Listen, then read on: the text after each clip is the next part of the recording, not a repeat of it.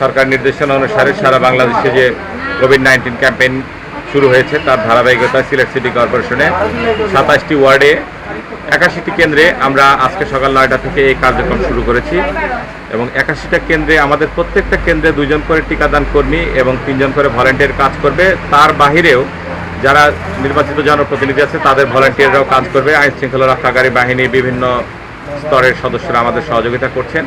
আমাদের লক্ষ্যমাত্রা হচ্ছে আজকে আপনি জানেন যে সারা বাংলাদেশে সরকার বলেছিল 7 তারিখে এবং সিটি কর্পোরেশনগুলোতে যদি তারা মনে করে তাহলে 7, 8, 9 3 দিন টিকাদান কার্যক্রম পরিচালনা করতে পারবে।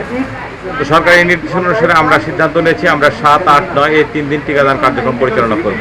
আজকে আমরা প্রাথমিকভাবে আমাদের লক্ষ্যমাত্রা নির্ধারণ করেছি প্রতিটি ওয়ার্ডে 300 করে এবং সারা টোটাল সিটি কর্পোরেশনে আমাদের টোটাল লক্ষ্যমাত্রা হচ্ছে 24,200 জন মানুষকে ইনশাল্লাহ আজকে আমরা ভ্যাকসিনেশন করব।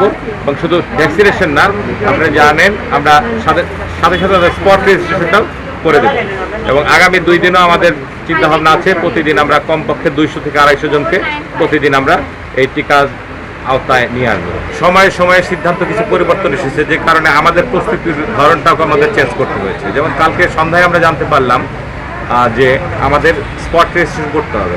তাৎক্ষণিকভাবে সন্ধ্যার পরে আমাদের প্রায় 80 জন 81 জনকে আমরা ট্রেন্ড আপ করলাম এবং আইডি পাসওয়ার্ড পেলাম আমরা রাত্রি 11:30টায়, যে কারণে তাদের আইডি পাসওয়ার্ড ট্রান্সমিট করতেও আমাদের সময় লেগেছে।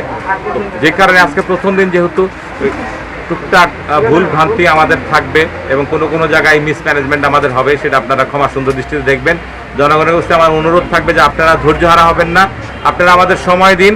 ইনশাল্লাহ আমরা আগামী 3 দিন আমাদের টিকাদান কেন্দ্র 9টা থেকে 3টা পর্যন্ত চালু, যদি প্রয়োজন হয় আমরা 4টা 5টা পর্যন্ত কেন্দ্র পরিচালনা করব।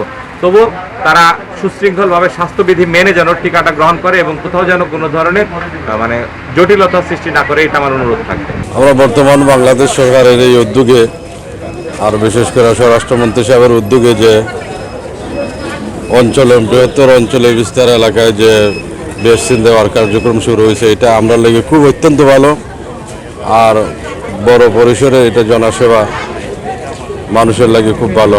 আর বর্তমানে যে মহামারী হয়েছে এটা থেকে নিরাপদে থাকার লাগে একটা সুব্যবস্থা হয়েছে। আমরা ধন্যবাদ জানাই সরকারকে আর আমাদের ওয়ার্ড কাউন্সিলর আজাদুর রহমান আজাদ সাহেবের অনেক ধন্যবাদ জানাই।